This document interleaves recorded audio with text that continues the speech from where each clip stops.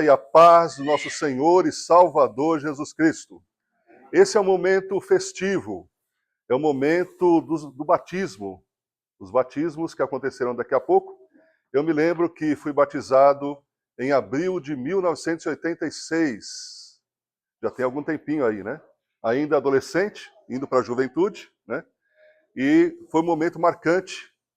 Eu me lembro que era inverno, não tinha sistema de aquecimento, as águas do batistério, mas eu me lembro que depois foi nos oferecido um chá quente, um café quente, para poder recuperar a energia e o calor do corpo. Meus irmãos, vamos abrir nossas Bíblias em Romanos capítulo 6, o texto de leitura do início do culto. Nós vamos então fazer a exposição do mesmo. Tudo bem? Estão me ouvindo aí? Noêmia? Tranquilo? Tranquila? Muito bem. Romanos capítulo 6, enquanto você abre o texto, ou acompanha ele na tela. Opa, vou pegar aqui, ó. Não saiu fora da gravação. Conta-se a história de uma galeria de artes lá em Roma.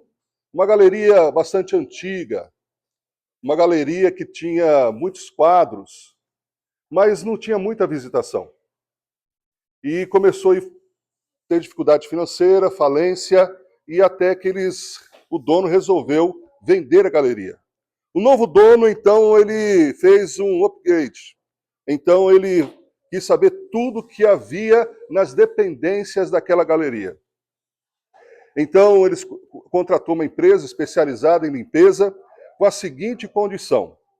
No contrato, estava escrito assim: todo e qualquer objeto encontrado na galeria deveria ser levado para o diretor, para o novo dono, para que o novo dono pudesse verificar se tivesse valor ou não.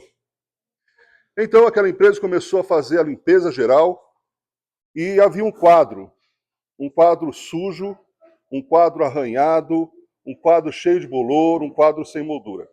Os funcionários então já iam jogar na caçamba quando então o supervisor falou: não faça isso. Nós temos aí uma cláusula no contrato. Vamos levar para o diretor. Então o supervisor pegou com a ponta dos dedos, porque estava um aspecto muito feio. Aquele quadro, para quem olhasse pela primeira vez, não atribuía nenhum valor. Então o supervisor bateu lá na porta do diretor, do novo dono, e falou assim: olha, está aqui o quadro, nós jogamos fora ou não? Naquele mesmo instante, o diretor liga para o filho. O filho era especialista em recuperação de obras de arte. Levou para o ateliê do filho, e o filho então começou a trabalhar naquele quadro, fazer uma limpeza, colocou lá no computador, tecnologia, processo químico, e à medida que esse filho do diretor começou a fazer a limpeza do quadro, o quadro se mostrou um quadro muito bonito, com traçados firmes. E o filho, o diretor, começou a se encantar com aquele quadro. Então, já no processo final de limpeza, de restauração, observou que do lado inferior esquerdo havia uma assinatura. E essa assinatura tinha as seguintes letras: M, I, G, U, E. O quadro era de Michelangelo. Michelangelo não era um pintor tinha outras obras, mas era um quadro único. Aquele quadro valia milhões de dólares. Aquela restauração gerou um ganho para a humanidade. Chamou-se então a imprensa e foi anunciado a recuperação do quadro de Michelangelo. O que essa história tem a ver com esse texto? Vamos ler o texto e depois nós vamos fazer as seguintes aplicações. Leiamos. Romanos capítulo 6, versículo 1 diz assim: que diremos, pois? Permaneceremos no pecado para que a graça se destaque? De modo nenhum. Nós que morremos para o pecado, como ainda viveremos nele?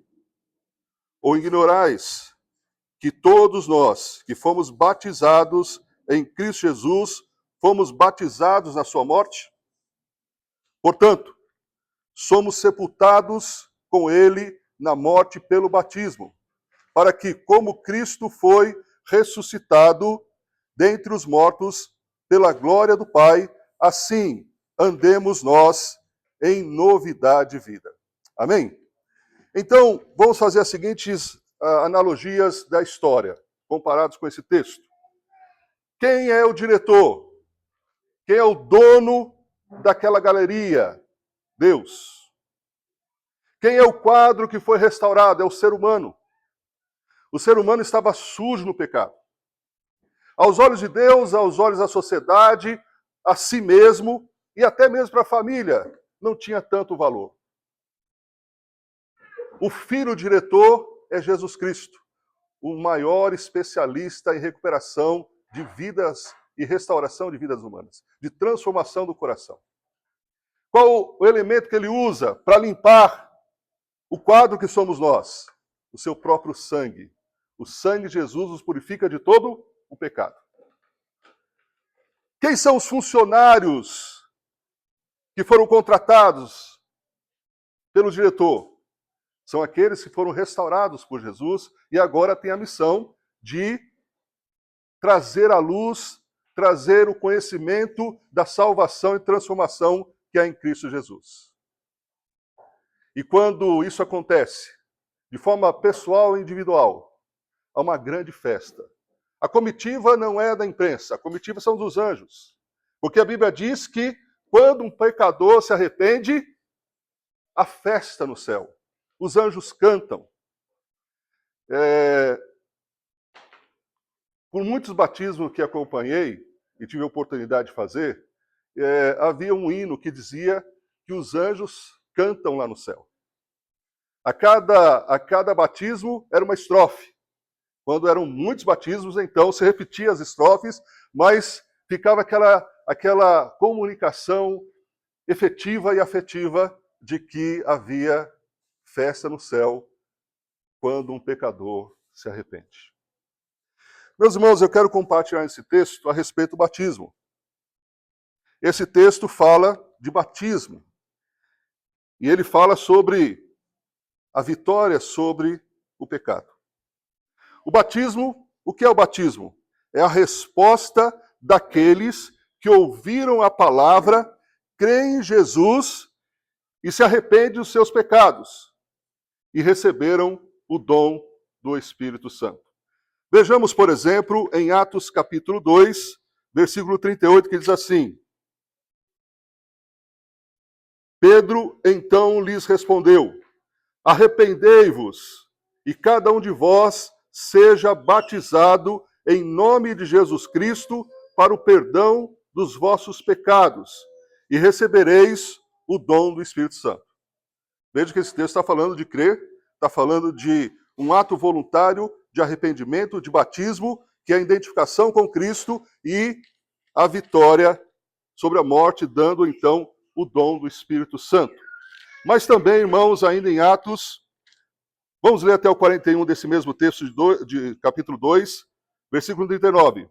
Porque a promessa é para vós, e para os vossos filhos, e para todos os que estão de longe, a quantos o Senhor nosso Deus chamar. E os aconselhava e exortava com muitas outras palavras, dizendo: salvai-vos dessa geração perversa. De modo que os que o acolheram, receberam a palavra, foram batizados, e naquele dia juntou-se a ele quase 3.000 pessoas. Em Atos 8:12, também temos a seguinte informação da palavra, que nos diz assim: mas quando creram em Filipe, que lhes pregara acerca do reino de Deus e do nome de Jesus, deixaram-se batizar, tanto homens quanto mulheres. De novo aqui, esse ato importante do cristianismo, é o batismo. Atos 10, 47 e 48, vai nos dizer: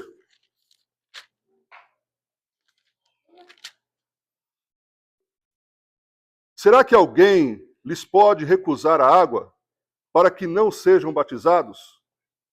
Estes que, como nós, também receberam o Espírito Santo. E ordenou que fossem batizados em nome de Jesus Cristo.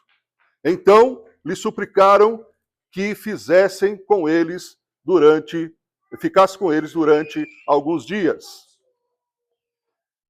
Atos 16, 31 a 33, que nos diz: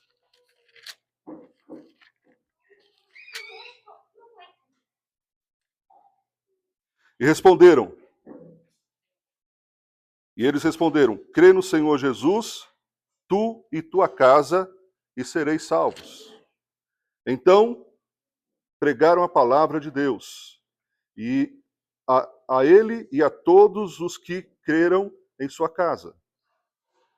E levando-os consigo, naquela mesma hora da noite, lavou-lhes os ferimentos, e logo foi batizado ele e todos os seus. A ocasião aqui é a conversão do carcereiro de Filipe. Ele observou uma ação poderosa de Deus e a reação de Paulo e Silas, porque a ação poderosa de Deus foi abalar todas as estruturas da cadeia, deixando então a cadeia vulnerável à fuga. No entanto, Paulo e Silas, que estavam louvando a Deus durante aquela noite, mesmo com prisão nos pés, a prisão no tronco, eles louvavam a Deus. E eles orientaram, então, as pessoas que estavam presas a continuar ali. E esse gesto de Paulo fez com que mexesse com o coração daquele oficial romano. Porque se os presos escapassem, ele e sua família estavam condenados à morte. No entanto, ao perceber o livramento que Deus fez, possível livramento aos presos, mas principalmente o livramento da morte com o carcereiro.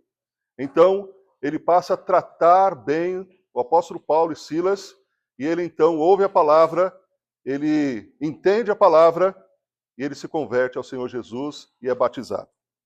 Também, meus irmãos, precisamos olhar para fundamentar bem, biblicamente, aquilo que vamos testemunhar, aqueles que passarão pelo batismo e aqueles que vão testemunhar esse ato. Entender o que é realmente esse ato. Não é um rito religioso apenas. Ele é a expressão da pessoa que está se identificando com Cristo, através do batismo e através da vitória sobre a morte. Atos 18, 8 vai dizer assim: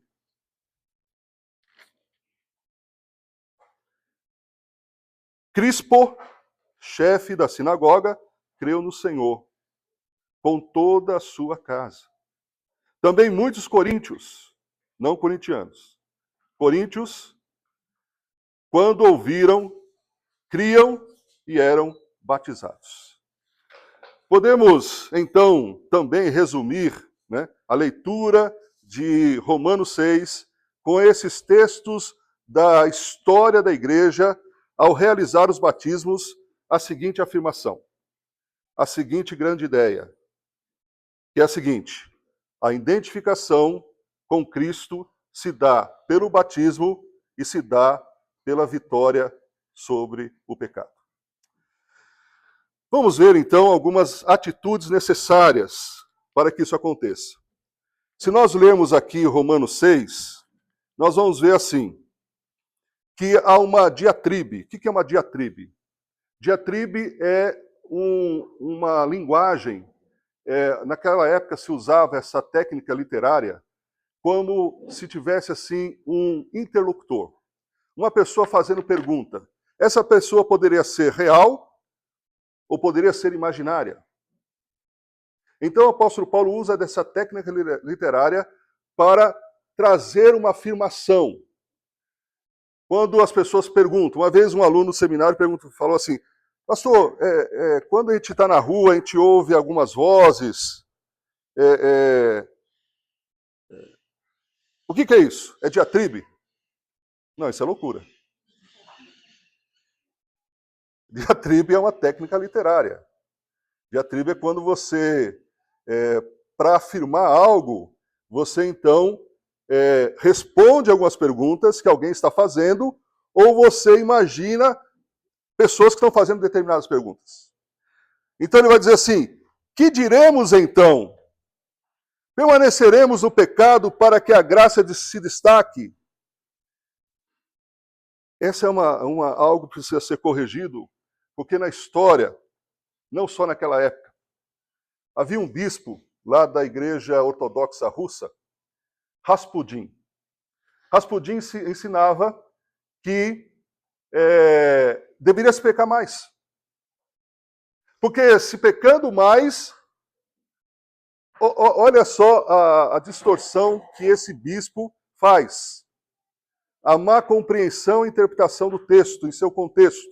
Lembrando que texto fora de contexto se torna um pretexto. Então ele pega uma frase solta, né, e diz assim: não, devemos pecar ainda mais, para que a graça se evidencie. E Paulo está dizendo assim: de maneira nenhuma. De modo nenhum. E ele continua dizendo que, de modo nenhum, nós que morremos para o pecado, como ainda viveremos nele? Então, meus irmãos, a primeira ação, a primeira atitude que devemos ter é saber. É saber. Saber o quê? O que precisamos saber, segundo esse texto? Que a nossa união com Cristo está em sua morte e em sua ressurreição. É isso que ele vai dizer. Quando nós, pelo batismo, porque o batismo é morrer para o mundo, esse ato, né? Desce as águas, morre para o mundo e ressurge para uma novidade de vida. Então, essa primeira coisa, há uma identificação. Volto a dizer, o batismo não é apenas um rito religioso. O batismo é a expressão, é o testemunho, é a identificação que tal pessoa está se unindo com Cristo em sua morte, no entanto, irá ressurgir para uma nova vida. Uma nova vida que acontece aqui e uma nova vida que vai até a eternidade, durante toda a eternidade. Outra coisa que precisamos saber, irmãos, que o pecado não nos domina mais. Antes da queda, o homem podia pecar. Depois da queda, o homem pode não pecar, mas continua pecando. Na glória, o homem não poderá mais pecar. Então, esses três momentos. Antes da queda, o homem podia não pecar. Depois da queda, o homem pode não deixar de pecar, mas continua pecando. Então, ele não pode deixar de pecar. Todos nós somos pecadores, assim diz a palavra de Deus. Pois todos pecaram e destituídos estão da glória de Deus, Romanos 3, 23. Na eternidade não haverá mais o pecado. Então, essa coisa em relação ao pecado que é importante nós sabemos. Também, meus irmãos, o que precisamos saber? Lá em 1 Coríntios, capítulo 15, versículo 53, vai dizer assim, 1 Coríntios 15, 53.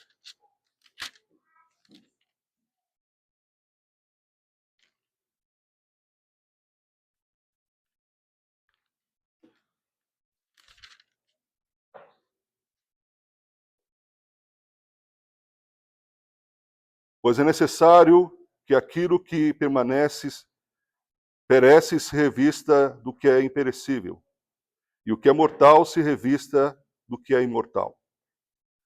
Mas, quando o que perece se revestir do que é imperecível, e o que é mortal se revestir do que é imortal, então se cumprirá a palavra escrita. A morte foi engolida pela vitória. Onde está, ó morte, a tua vitória? Onde está, ó morte, o teu aguilhão? O aguilhão da morte é o pecado, e a força do pecado é a lei. Mas graças a Deus que nos dá vitória por meio de nosso Senhor Jesus Cristo. Portanto, meus amados irmãos, sede firmes e constantes, sempre abundantes na obra do Senhor, sabendo que o vosso trabalho não é vão no Senhor. Precisamos então saber essas coisas. Precisamos saber que temos poder em Cristo para não pecar. Não é a nossa força, não é o nosso moralismo, não é a nossa atitude religiosa, é estar em Cristo. É Cristo que nos dá a força para não pecar. É a maneira que o crente identifica-se com Cristo. Não é um rito cerimonial, é mudança de ética e mudança moral. É um símbolo do novo nascimento. João capítulo 3.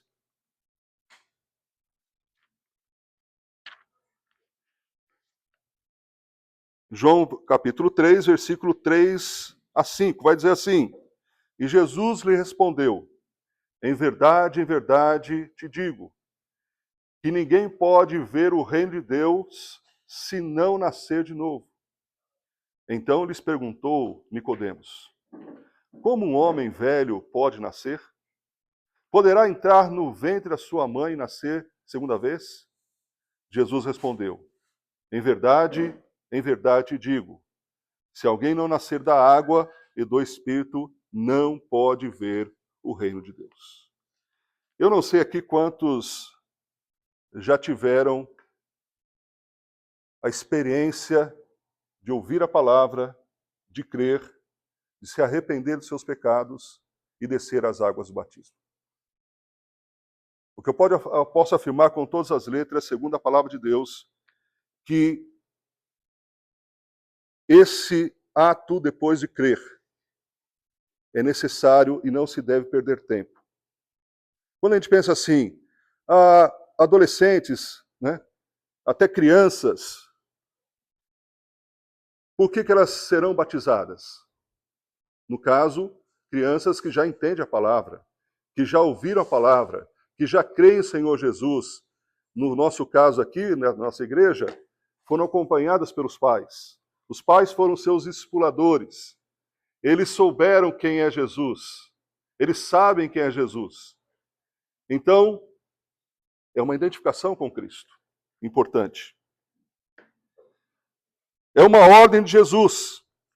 Jesus disse: toda autoridade me foi dada nos céus e na terra.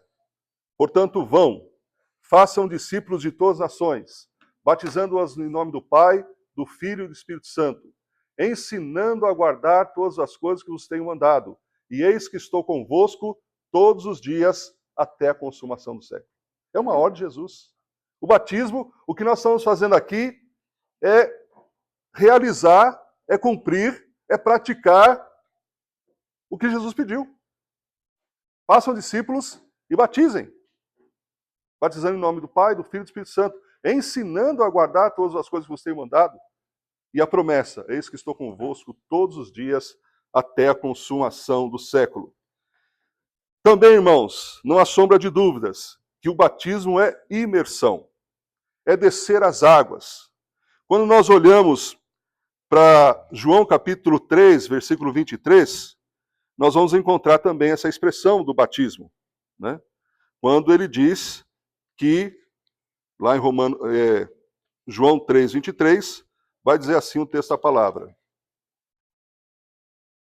João também estava batizando no Enom, perto de Salim, porque ali havia muita água, e o povo chegou e era batizado. Era pouca água? Não, era muita água. Porque a palavra no original, a palavra no grego, imersão, é a palavra batismo. Conta-se a história que dois pastores foram viajar lá para Jerusalém e fizeram uma escala ali, foram conhecer Atenas. Chegando no restaurante em Atenas, acreditava que devia ser batizado, o batismo devia ser por imersão, e outro dizia que deveria ser o batismo por aspersão. E aí toda a discussão teológica, até que o pastor, um dos pastores que acreditavam que realmente o batismo é por imersão, ele chamou o garçom e falou assim, olha, me traga um limão. Ah, você quer que eu... O garçom falando em inglês. Você quer que eu corte o limão em fatias? Não, não. Me traga o limão inteiro. E me traga um copo d'água. Muito bem. Aí o pastor, que acreditava que o batismo tinha que ser por imersão, ele pegou um pouco, molhou um pouco seus dedos na água e jogou no limão. E falou assim, na língua de vocês, no grego, esse verbo é o quê? Qual é o nome desse verbo? Asperizo. Muito bem. Aí ele pegou o limão, enxugou o limão e tacou dentro do copo d'água. O limão foi imerso. E o pastor disse assim, na língua de vocês, no grego, esse verbo é o quê? E o garçom, que era grego, disse, batismo. Então a própria etimologia da palavra leva-nos a entender que o batismo é aquilo que nós vamos fazer. Por que nós alugamos esse espaço aqui com piscina? Não foi só, evidentemente, porque está calor, né? Lugar agradável, né? Depois, à tarde, o pessoal, né, vai lá para a piscina, quem quiser se refrescar. Não, porque é necessário água, e muita água. Também, irmãos, vale dizer que quando o etíope foi evangelizado por Filipe, naquele famoso texto de Atos capítulo 8, quando então Filipe evangeliza, traz resposta à pergunta, de quem se refere ao profeta? O etíope, que era um africano, está vindo de Jerusalém, voltando para sua casa, ele está lendo Isaías 53. Isaías 53 fala do servo sofredor. E aí, então, a pergunta é, Filipe pergunta, etíope, você está entendendo o que lê? Compreendes a leitura? E aí o etíope diz assim, não, preciso de compreensão. Como posso entender se não há quem me explique? E aí, então, Filipe passa a ensinar. De novo, a questão do saber. É importante saber. É importante a doutrina. Infelizmente, irmãos, existem igrejas que não valorizam o tempo de sentar e ouvir a palavra de Deus. Quero parabenizar esse auditório que está atento ouvindo a palavra de Deus. Porque o ouvir é importante. Sentar para ouvir a palavra, sentar para ler a palavra, sentar para estudar a palavra. Esse fator de conhecimento é muito importante. Precisamos saber. E aí, quando o etíope é evangelizado, eles estão passando por um lugar que tinha água.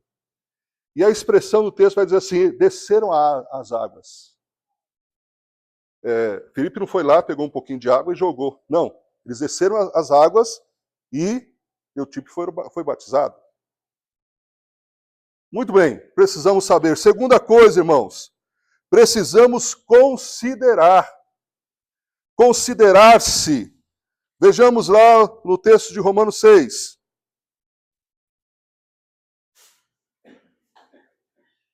Versículo 11.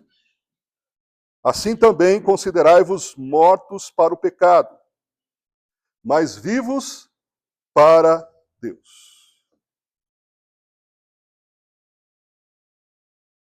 É importante saber,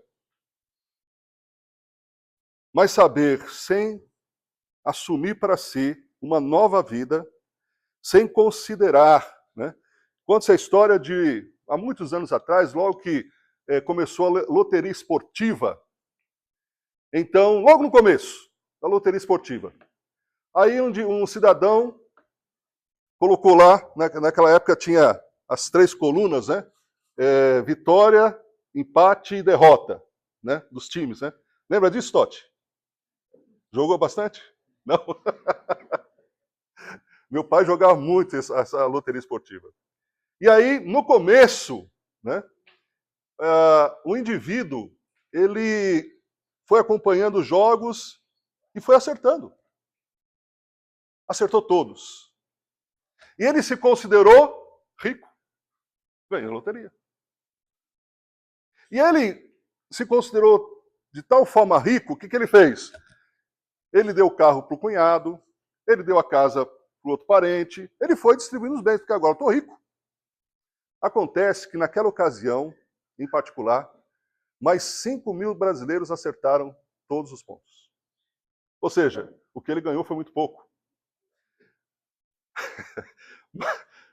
O que o texto está dizendo é o seguinte, que agora, nessa identificação, é uma nova vida. Não é mais a antiga vida acorrentada ao pecado. Irmãos, pecado para o crente deve ser um acidente de percurso. Sabe aquele tipo de oração até sincera que diz assim, Senhor, perdoe a multidão dos meus pecados? Espera aí, é uma coisa errada. Como assim multidão dos pecados? Não. O pecado na vida do crente, na identificação com Cristo, ele deve ser um acidente de percurso. E logo que pecar, deve o quê? Se arrepender. Não continuar. Por quê? Porque ele se considera agora uma nova criatura. Né?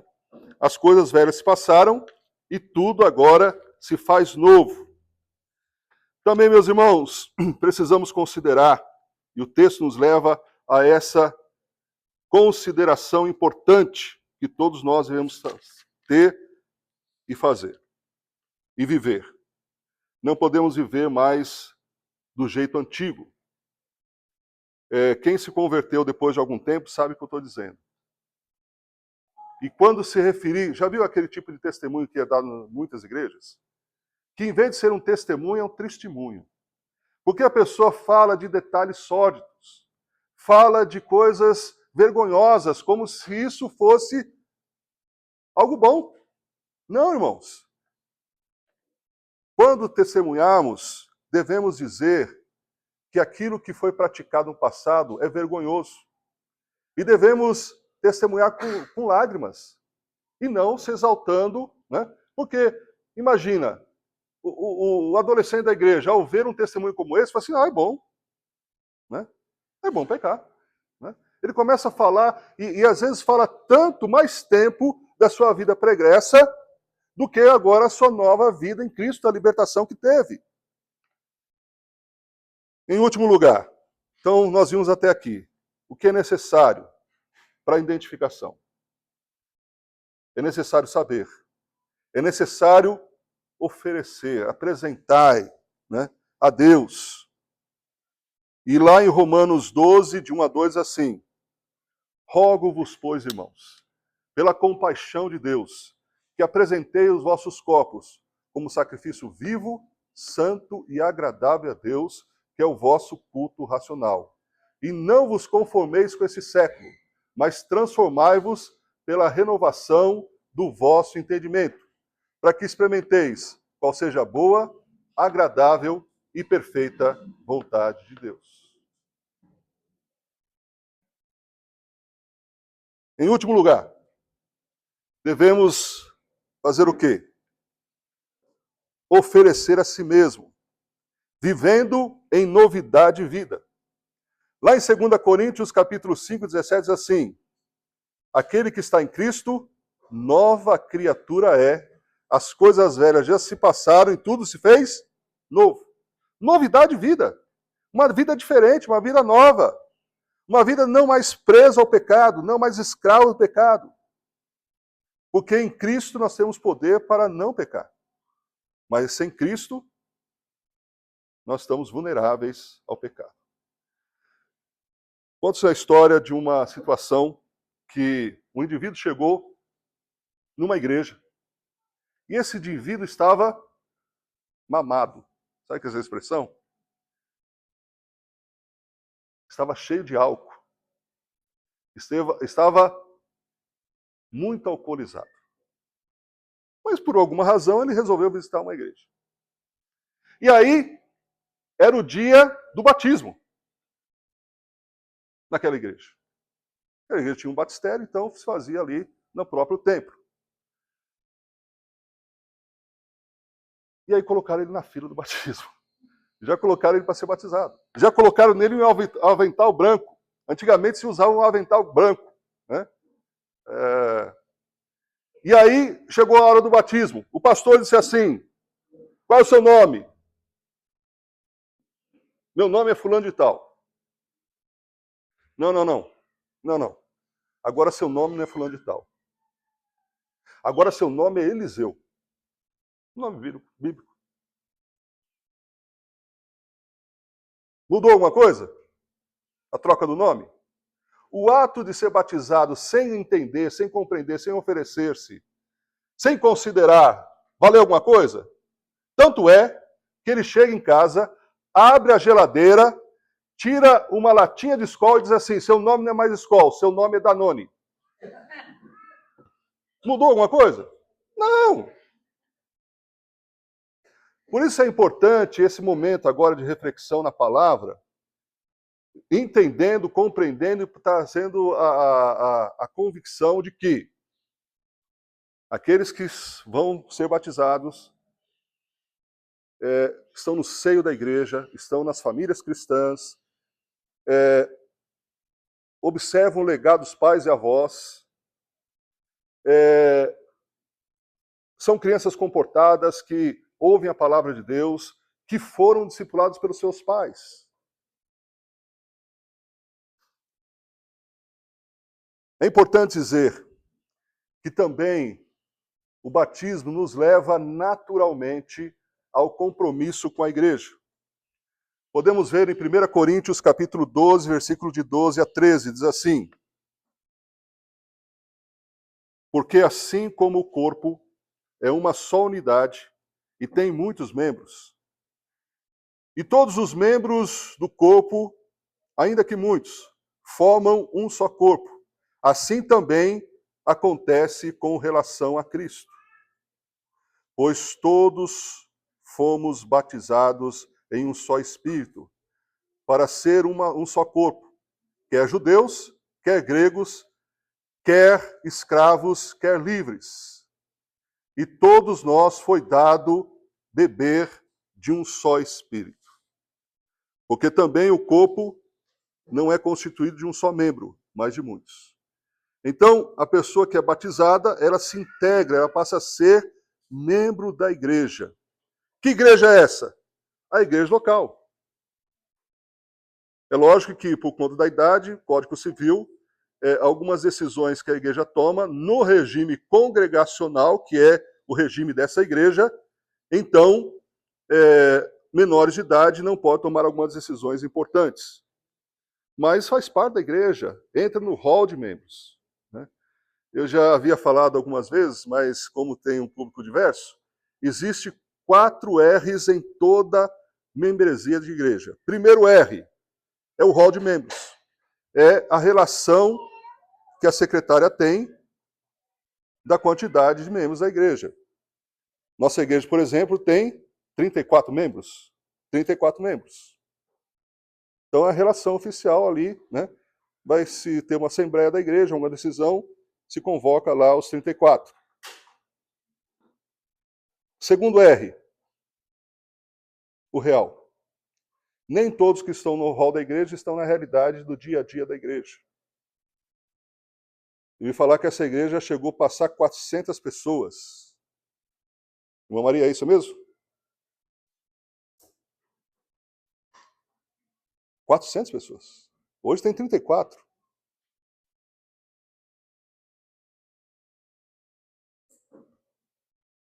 Deus sabe, Deus conhece, Deus entende, Deus sabe o que aconteceu. Cada um avalie a transição, se ela foi legítima ou não. Mas é o real da igreja, é o segundo R. Terceiro R, o rolo. Hall, real e rolo. Você encontra o irmão na rua, você encontra o irmão no comércio, encontra o irmão em algum lugar, e que não vai na igreja há muito tempo, você fala assim: o que está acontecendo, meu irmão? Não estou te vendo mais na igreja? Na comunhão dos santos? Na comunhão do corpo de Cristo? Pastor, estou enrolado. Então desenrola, meu irmão. Né? Saia desse rolo todo. Quarto e último R é o ralo. É aqueles que não vão voltar mais, desigrejados e vão continuar desigrejados até que a morte chame ou até que Jesus volte. Agora, crente fora do aprisco é petisco do lobo. Ovelha fora do aprisco é ovelha de lobo. Não se aconselha, mesmo que aconteceu o que aconteceu, que a gente sabe que somos pecadores, às vezes há situações, às vezes a gente se sente ferido, às vezes pisa o nosso calo. E eu vou dizer uma coisa, e já vou dizer para aqueles que não vão ser batizados. Em algum momento da sua vida cristã, ou aqueles que estão na igreja sabem disso há algum tempo, em algum momento da sua história de vida cristã, alguém, em algum momento, vai pisar no seu calo. Alguém vai te tratar mal. Alguém vai te rotular negativamente. Alguém vai ser desonesto com você. Alguém vai fazer fofoca de você. E isso acontece na igreja. A igreja tem essas características, porque somos pecadores. Qual a solução? Perdão. Perdoe. É difícil, mas perdoe. Porque Cristo te perdoou os seus pecados. E às vezes o problema não são os outros, o problema é você. Ah, pastor, eu estou procurando uma igreja que seja uma igreja que eu possa... uma igreja perfeita. Não existe igreja perfeita. Quando for para uma igreja, se aquela igreja, se porventura, que não é, mas numa hipótese, ser perfeita, no dia que você pisar naquela igreja, se tornar membro daquela igreja, aquela igreja passa a ser imperfeita. Por quê? Porque você é imperfeito, nós somos imperfeitos e estamos no processo de santificação. Oferecer a si mesmo como sacrifício vivo e o testemunho junto à sociedade.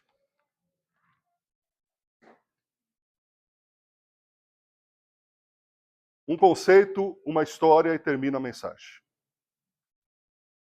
O conceito é: livres em Cristo, somos livres da punição do pecado. Isso chama-se justificação. Em Cristo, nós estamos livres do poder do pecado. Isso chama-se santificação. Em Cristo, nós estaremos livres da presença do pecado. Isto é glorificação. Termino com uma história. Essa história é verídica.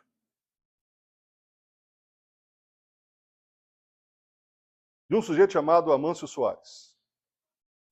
No interior de São Paulo, Amâncio Soares era conhecido, numa determinada cidade no interior, era conhecido como um alcoólatra, um bebum, pudim de cana, pudim de álcool, todas as expressões que você possa... E ele se orgulhava disso. Mas a vida destruída, a finança destruída, a família destruída, saúde destruída. O indivíduo estava indo para a cova, como a gente vê, infelizmente, muitos. Agora, irmãos, interessante que a história do início pode ser efetiva e foi efetiva na vida do Amâncio. O quadro sujo, sem ranhaduras, com bolor. Que somos nós, que fomos nós, outrora. Jesus, então, nos purificou com seu sangue, tirou as ranhaduras, colocou uma moldura nova, bonita, nos deu referência, e a assinatura, sabe de quem é a assinatura? Para a nossa vida? O chamado Imago Dei. Assinatura de Deus. Fomos criados à imagem e semelhança de Deus. O pecado teve esse poder em nossa vida outrora. Nos fez sujos diante de Deus. Mas o sangue de Jesus nos purifica de todo o pecado. Filhinho, escreva essas coisas para que não pequeis. Se porventura alguém pecar, temos um advogado junto ao Pai, que é Jesus Cristo justo. Ele é a propiciação dos nossos pecados. E não somente dos nossos próprios pecados, mas também de todo o mundo. Amancio Soares, então, se orgulhava daquela condição. Frequentava os bares, mas tinha um bar especial que ele gostava de sempre ir. Amancio Soares, então, determinado dia de domingo à tarde, ele vai para o seu bar de preferência. E nesse bar estava fechado, estava escrito, estamos de luto. Ele, contrariado, falou, isso aqui, como assim, tal, né? E aquela vontade, aquela já crise de abstinência, ele resolve ir para o outro bar. No trajeto para outro bar, ele passa em frente a uma igreja. No exato momento que estão cantando assim, manso e suave Jesus convidando, chama por ti e por mim. Manso e suave Jesus convidando, chama por ti e por mim. Amâncio Soares. Ele ouviu.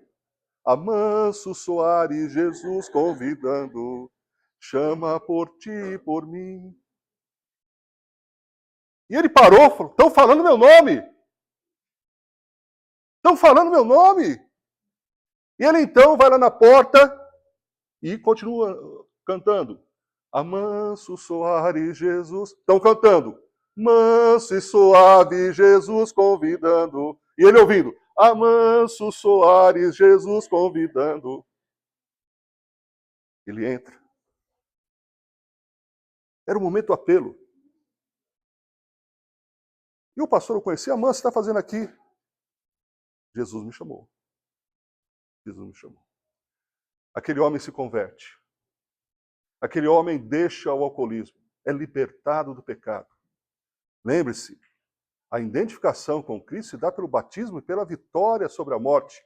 A vitória porque nós morremos. A solução de Deus não foi matar o pecado. A solução de Deus foi matar o pecador. Já viu aquela expressão? Não se chuta cão morto. Aquele homem se converte, é libertado do pecado, desce as águas do batismo, nunca mais colocou uma gota, nem doce com álcool. Foi restaurado, foi transformado, restaurou a família, restaurou o casamento. Essa é a história verídica de um homem que Deus usou uma música e ele entendeu que era o nome dele. Eu não sei como Deus lhe chamou, mas Deus está chamando. Está chamando para se identificar com Cristo. Está chamando para descer as águas do batismo. Eu não sei quantos aqui já se converteram ao Senhor Jesus, foram convertidos por Jesus. Mas um momento como esse é sempre salutar, de bom ouvido, fazer o convite. Vamos fechar nossos olhos por um instante, vamos orar. Toda a igreja orando, aqueles que já são convertidos, já foram batizados. Como eu disse, eu não sei quantos aqui já foram batizados, talvez todos vocês. Mas como eu não sei, e Deus sabe, né? Então, pode ser que alguém aqui ainda não desceu as águas do batismo. E por conta da exposição da palavra, pelo aquilo que vai acontecer, Deus está falando ao coração. Talvez o Espírito Santo já tenha falado, mas hoje, pela exposição da palavra, falou de forma mais contundente ao seu coração. Interceda a igreja, então, nesse momento, e eu quero fazer o convite baseado na palavra de Deus. Alto ou baixo, não importa, mas repita uma oração, que eu vou te ajudar nessa oração. Alto ou baixo, não importa, mas ore a Deus agora dizendo assim, Senhor Deus, em nome do Senhor Jesus, eu me arrependo dos meus pecados. Eu desejo me identificar com Cristo em sua morte, para ser identificado com Ele na sua ressurreição. Deus eterno, transforme minha vida, transforme meu coração. Ó Deus, me considero como aquele quadro sujo, arranhado, sem moldura e com bolor, por conta do poder do pecado em minha vida. Ó Deus, mas eu quero ter vitória sobre o pecado em Cristo Jesus. Ó Deus, que o teu sangue, Jesus, me purifique de todo pecado. Que o teu Santo Espírito me transforme. Transforme meu coração, transforme minha vida. Transforme as perspectivas e sonhos. Ó Deus, me dê razão de viver. Deus eterno, eu confesso meus pecados diante do Senhor e peço que, em nome de Jesus, por tua graça e bondade, o Senhor escreva meu nome no livro da vida.